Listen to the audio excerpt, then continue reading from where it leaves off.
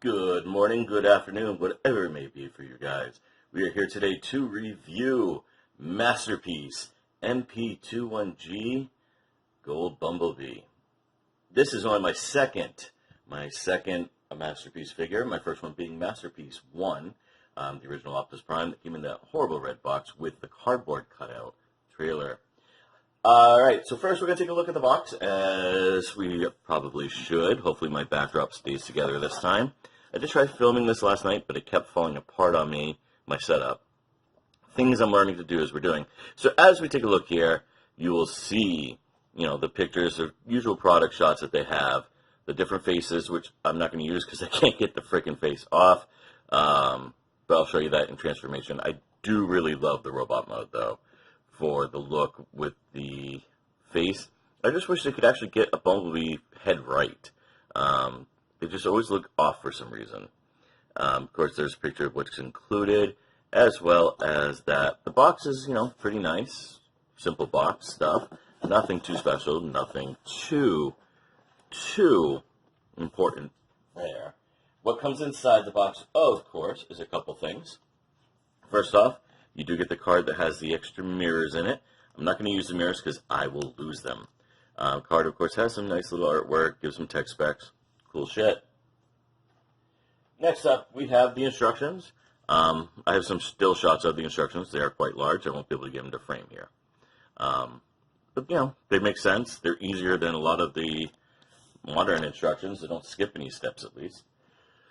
All right, here we go. This is the tray with all the different accessories. I did take some still shots of him wearing the jetpack that I'll try to edit in here.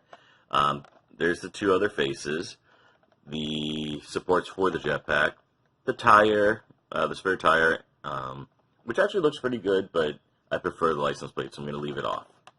So let's get right into the main event. Oh yeah, and then there's some stickers. The main event, of course, will be Bumblebee. As we can see here, my first impression of the toy is that it is very, very light. There's very little mass to it, as you can see here. Let me go ahead and put the box in here so I can keep the thing in shot. It is really, very small, which I was warned at least about, but it does look good. It does look like a good classic Volkswagen Beetle. You can see some of the transformation spots as you were wont to do, but overall not bad. The underside, which we're looking at, of course, you can see quite a bit, and this is the only part that really made me go, You do see the arms in vehicle mode, but otherwise it is fantastic looking. Let's go ahead and compare it real quick to Studio Series Bumblebee, which you'll never see me transform because I fucking hate this toy, but it does, look like a Volkswagen as well. Stupid visible head, but as you can see, they both look like Volkswagens. They're both really good representations of what a Volkswagen Beetle looks like. Different types of Beetles, of course, but Beetles nonetheless. And of course, I do have some other ones to compare it with. Of course, we've got Generation 1 Bumblebee.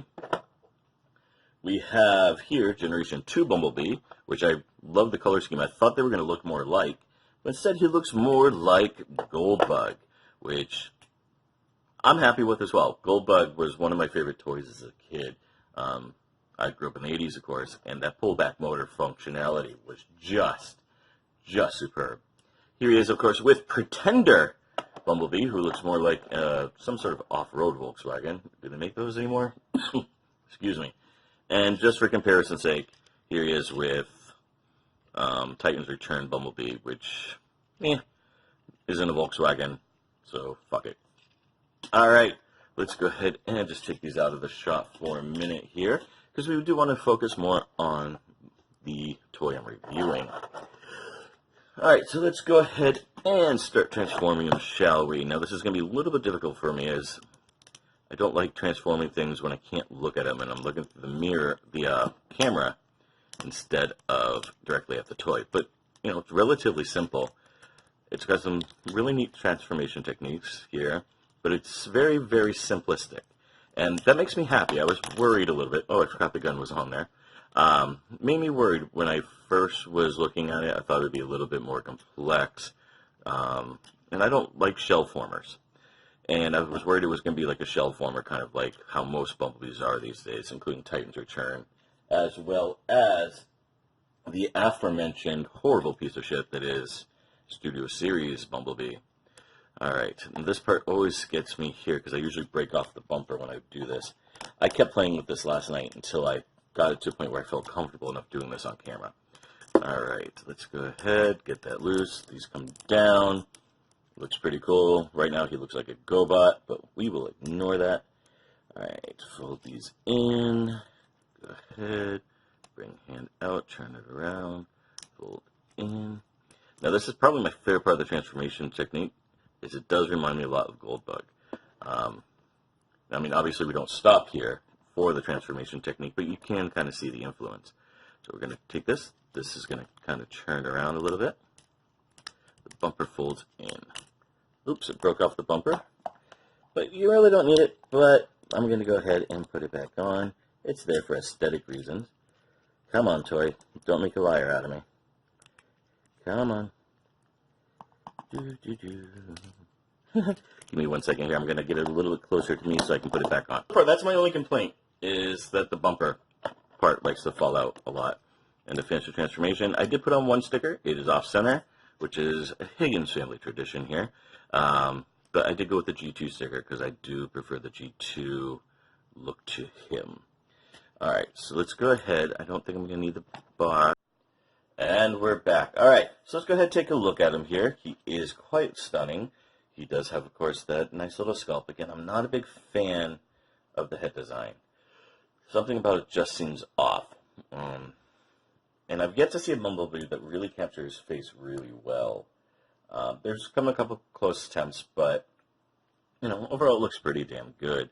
It, of course, keeps the traditional Bumblebee look, with the front of the car becoming the feet, the sides becoming the arms, and the, you know, where we sit, I guess, being his stomach. And the hood folds back, which gives it a nicer look. And again, it reminds me a lot of Goldbug, which really fits the color scheme with it. He does have quite a bit of posability because of the fact that he has that wonderful transformation. He does get ankle tilt, he does get the knee bends.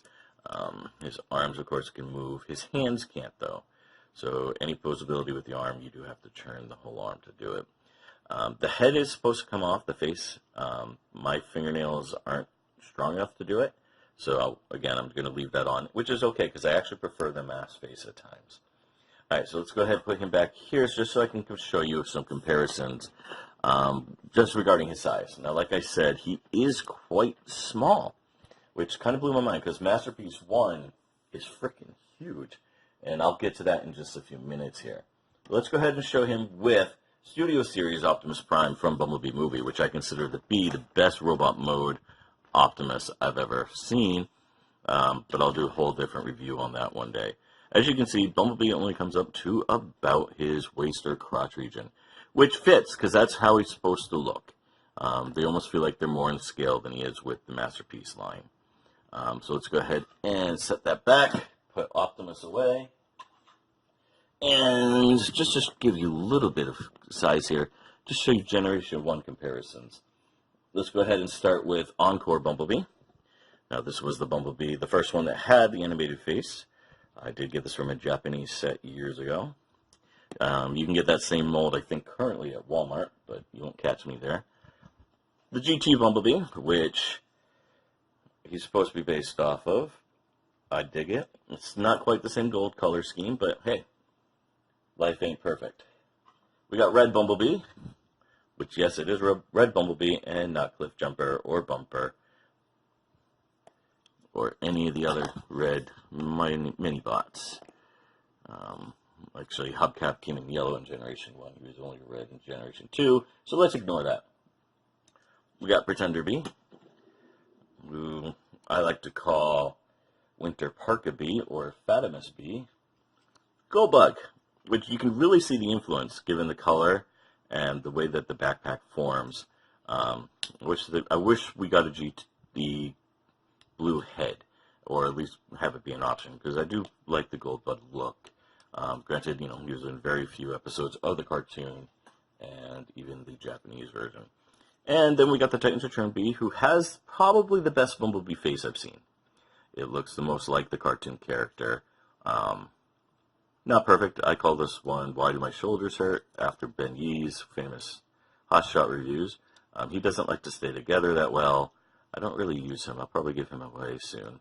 But just to show you where he comes here is the Masterpiece is about twice as tall. And, you know, it is Bumblebee. And again, I'm not transforming Studio Series B. I hate that toy. It's staying in Volkswagen mode forever or until I get rid of it. So let's go ahead and take the bees out. And what we're going to do next here is I'm going to get a copy of my Masterpiece 1, and we're going to do a little size comparison there. I'm going to hit pause, and I'll be right back to show you the rest of it. All right, we are back, and we do still have Masterpiece Bumblebee here. As you can see, he is really freaking tiny compared to MP1. How tiny? He's only coming up to the legs. Let's go ahead and back this up here. You get Primus in the shot and part of my microphone, but just to show you just how small he is. Now, I'm not knocking it. I kind of like it. I kind of dig it. He is supposed to be a smaller Transformer after all. It's just not in scale, I feel. Granted, Generation 1 wasn't exactly known for having the best scale in the cartoons or comic books. Things constantly changed. For example, Omega Supreme and Devastator sometimes were not that much larger than everybody, and sometimes they were bigger than the Empire State Building. But that's it. That's what we want to take a look at with that. So let's go ahead and get Optimus out of here. He's a heavy sucker. And again, this one isn't heavy. It is really light. It feels more like a toy than Masterpiece 1 did. And it's probably why it's only $50, as it is rather light. But let's go ahead. I want to take a little bit more look at the robot mode here. You can see that the wheels fold in. It does look great. I'm a highly big fan of this toy. I do have some static shots of him wearing the backpack, only because I don't like taking the license plate out because I will lose it, and you have to attach it using the license plate. But I'm going to try to go ahead and do that. If not, I'll edit it out. So bear with me here. Got to take them out of the plastic, which I have still taped.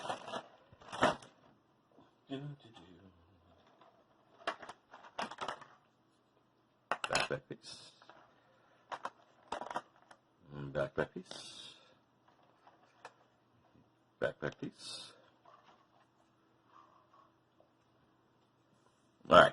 First thing you got to do is you got to come back here and remove the license plate. And it is a really small piece. I kept dropping it last night, and I kept losing it. And my room isn't exactly the cleanest place on earth, so it was a wee bit of a pain in the ass. All right. So the way this works is the instructions very clearly tell you to do this, and I did find that it works a lot easier. You're going to take the parts, the part that goes over the arm, the straps, I guess you want to call them. You're going to put them over that. And then you're going to do your best to match everything up. That slides into where the license plate was. Oops, I broke the bumper off again. All right, fucking bumper. We don't need you. Go away. All right, so let's go ahead and line up that. Come on. I could do this 100 times last night easy. The minute I do it on camera, nope, my fingers don't want to work. Go ahead, we'll slide that one back in. Come on. Now he's got that jetpack. And I do kind of dig it. I won't display it with the jetpack on, of course, because it just feels a little bit off. But, it does look kind of good on there. And, of course, your toy, whatever you want to do, man. But it does look great. I am a huge fan of this toy. I think it's probably one of the better Transformers toys I've bought in the past few years. It's going to rank up there along with Power of the Primes, Punch Counter Punch, and a few of the others that have come out recently. It just looks good. It looks great. It's got fun little transformation techniques. It does have, a few fun accessories.